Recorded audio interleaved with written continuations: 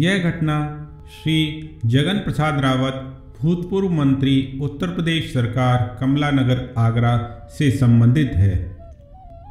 उनके द्वारा पूज्य महाराज जी के विषय में वह व्यक्ति कुछ अच्छा लिख सकता है या बता सकता है जो उनके दर्शन मात्र कर चुका हो, जो उनके पास पुत्रवत बैठा उठा रहता हो।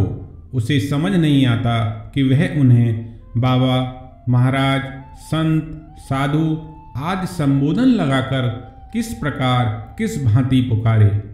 उसकी असमर्थता वही जान सकता है।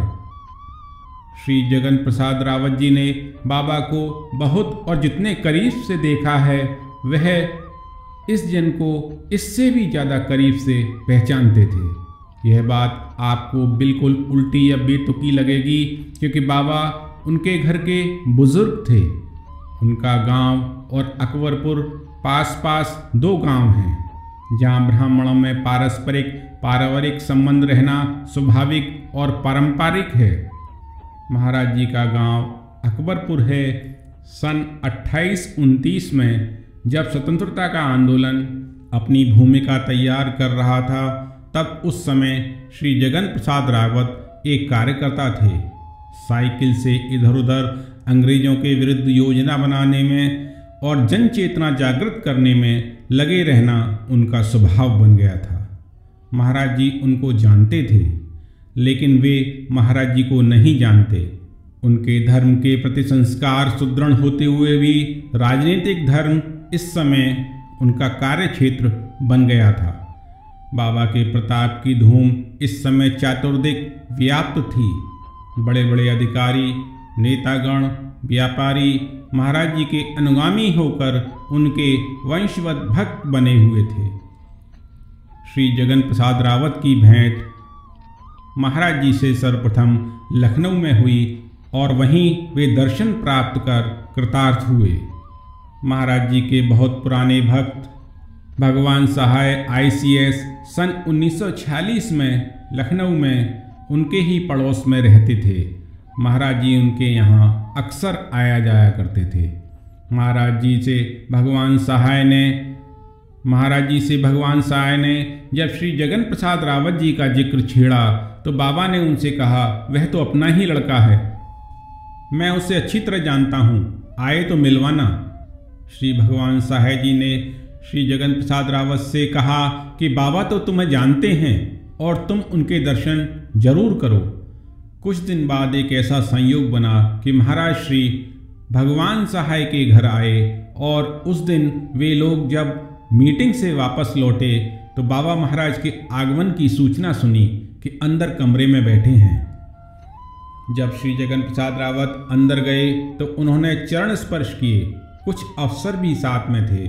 महाराज जी मुस्कुरा कर बोले, कहाँ था, क्या क्या बातें हुई लाल बहादुर और पंत से? तेरी बात नहीं मानी उन्होंने, परसों मान जाएंगे। वे चुपचाप सुनते रहे। शासन की गोपनीय बातें बाबा को कहाँ से पता लगी, कोई शक न कर बैठे, इसलिए उन्होंने कोई चर्चा नहीं की। लेकिन वे विस्मय में डूब गए कि बाबा को यह सारी बातें कैसे मालूम पड़ गईं। जब अगले दिन बैठक हुई तो इसमें गोविंद वल्लभ पंत और लाल बहादुर शास्त्री ने उनकी बात को ज्यों का त्यों मान लिया। फिर क्या था, वही प्राणी परसों मान जाएंगे बात साकार हो गई और वह दृश्य आंखों के सामने आज भी हटाए नहीं हटता। तो आप समझ सकते हैं कि उस समय तो यह घटना बहुत ताजी थी और उनके स्वाभिमान को बढ़ाने वाली थी। अंतर्यामी संतों की वाणी रहस्यमय होती है, उन्हें वही जान सकते हैं वह किस लिए इसका प्रयोग करते हैं। मेरी दृष्टि में तो भक्तों के कल्याण के लिए संत रहस्यमय वाणी का प्रयोग करके उन्हें संकटों से उबार लेने का प्रयास करते हैं।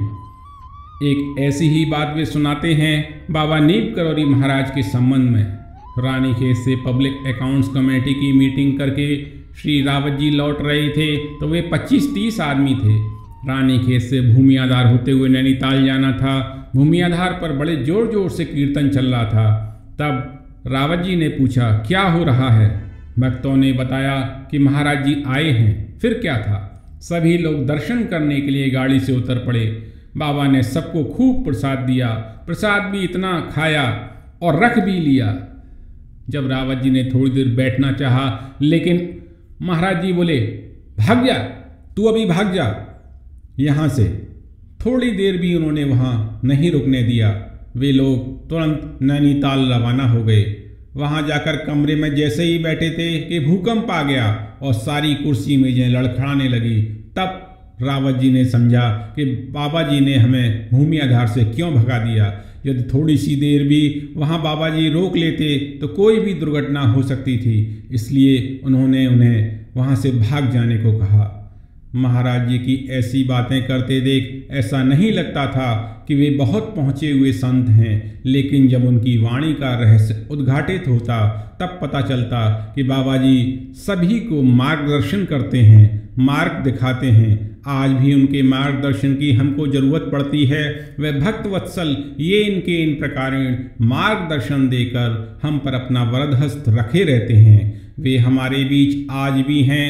जब मैं अपने साष्टांगों से बाबा की पुनीत स्मृति को अभिवादन करता हूँ और भाव पुष्पांजलि से उनके चरणों में पूजा करता हूँ। गुरुर्ब्रह्मा गुरुर्विष्णु गुरुर्देवो महेश्वरः गुरुर् साक्षात् परब्रह्म तस्मै श्री गुरुवे नमः।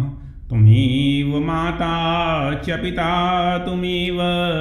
त्वमेव बन्धुश्च सखा त्वमेव विद्या च द्रविणं त्वमेव सर्वं मम देव देवः।